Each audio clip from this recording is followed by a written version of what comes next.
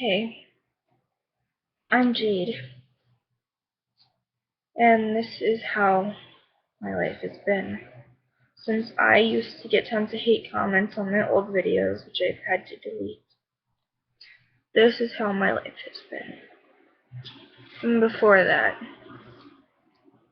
when I was younger, my mom was forced in to marry my biological father.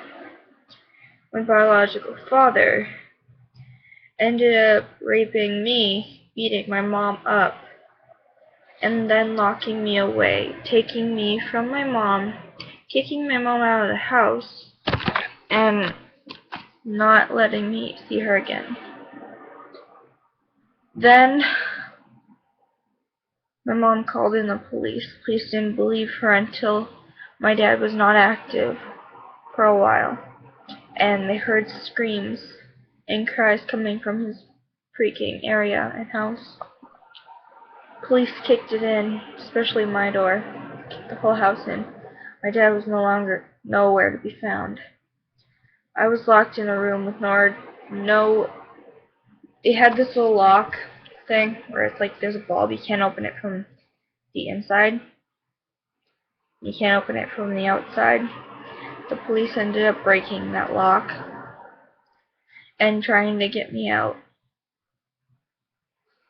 And then when they got me out, I was covered in my own shit and piss, nothing to eat, bugs, and only in a gigantic t-shirt and nothing else on. And then we went to court and so forth. And the last time I saw him was when I was in a room in the foster care system visiting him. He wanted to see me. He tried touching me, come near me. They didn't do anything. All I did was run away from him, and I ran out of there screaming and crying. And then I went to foster care full-fledged. And after court and stuff got situated, when it happened, he kept saying that my mom did all those things when she didn't. She would never do that. She's protected me from everything and everyone who tries to harm me. She's always been there for me. And I'm so proud that she's in my life. And then I started getting really bullied after I came home from foster care. And I'd be in the emergency room a lot of the time when I was in kindergarten throughout third grade.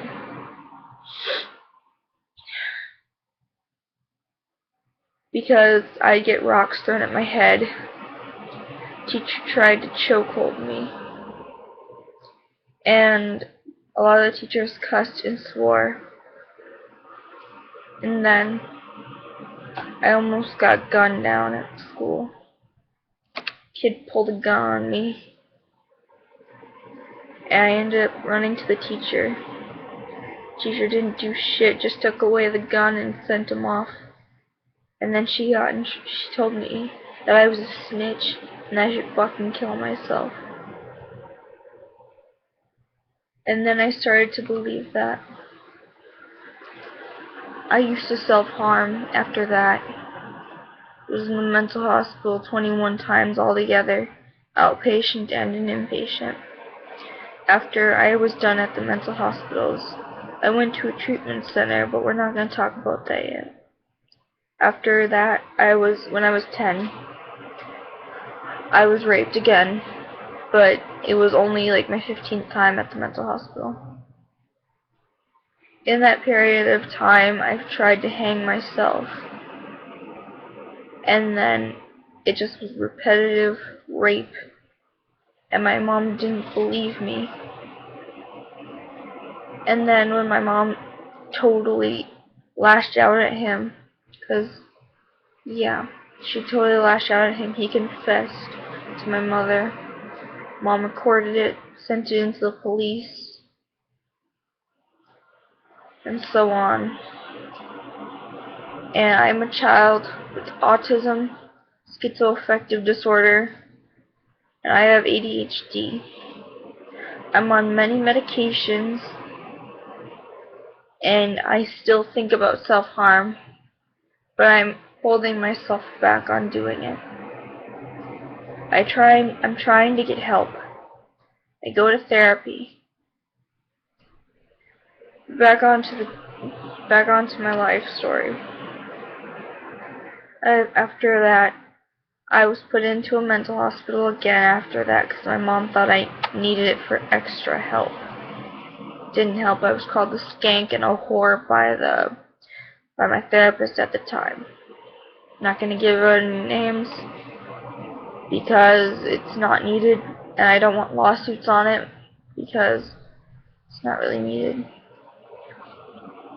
But anyway, after that,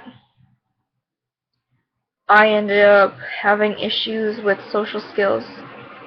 I stopped talking for a little bit, and the only thing I would really do after I went out of the hospital was just sit on my bed and do nothing, just stare at a wall. That's all I would do, because my brain couldn't physically do it. They put me on so many medications there. I had over 10 medications at adult doses. And it wasn't that good because I wasn't doing anything. I didn't talk.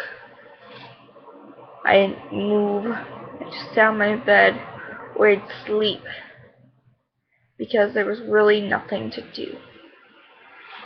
Mom tried getting me up. I wouldn't move for days. I wasn't able to move for days because my body couldn't physically do it. I missed tons and tons of school.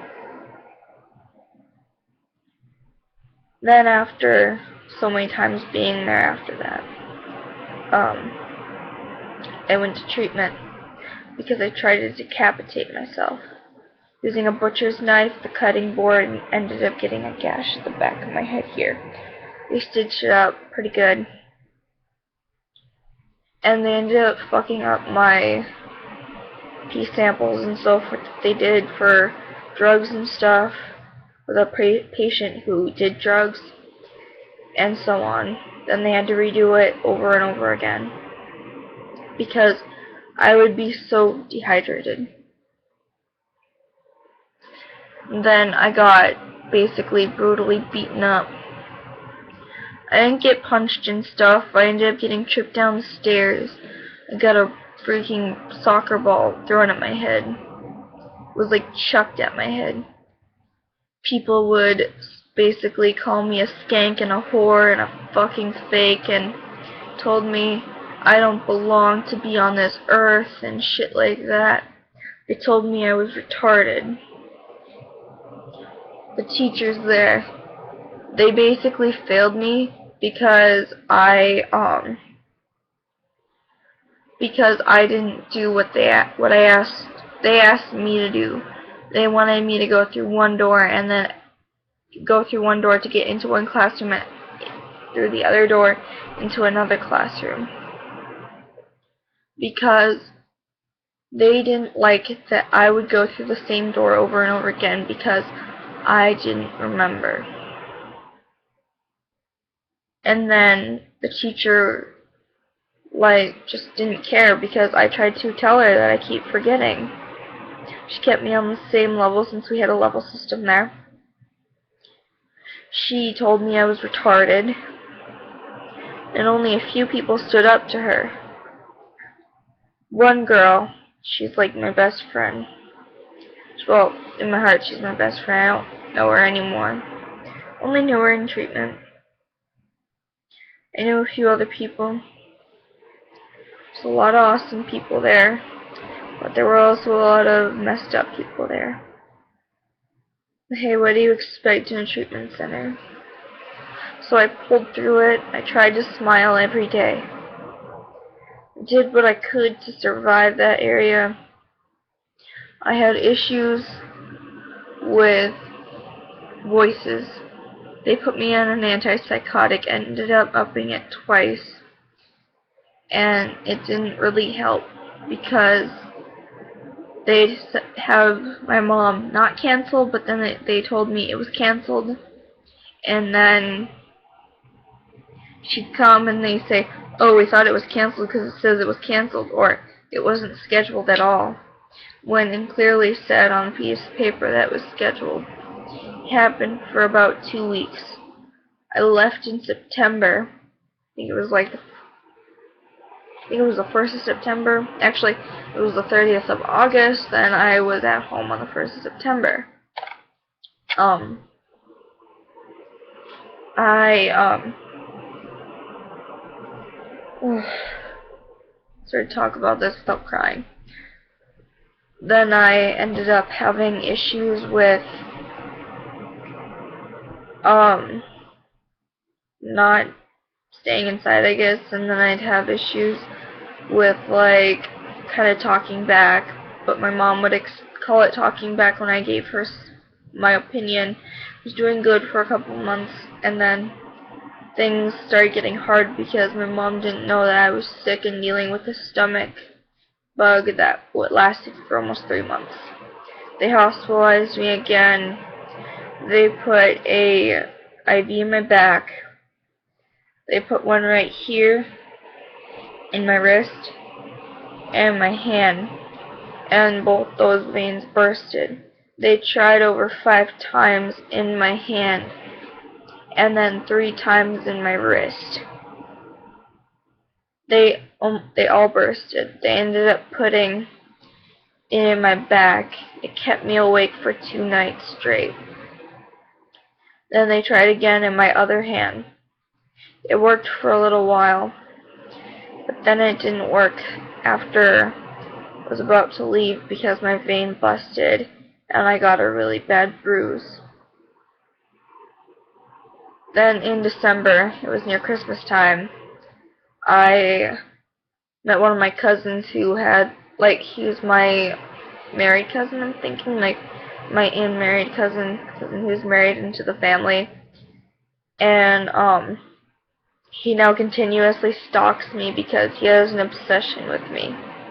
He's psychotic, it's pretty obvious, and he's a sick pervert. That's all I have to say. But anyways, no matter what you deal with, always know that the people that surround you, that are good role models on you, make everything the best you got, always will make you a better person. And all I have to say to my newfound dad since 3 years ago, my stepdad, is, I love you. Happy belated Father's Day. I'm thankful you're in my life. I love you so much. I love you, Dad. Bye, guys.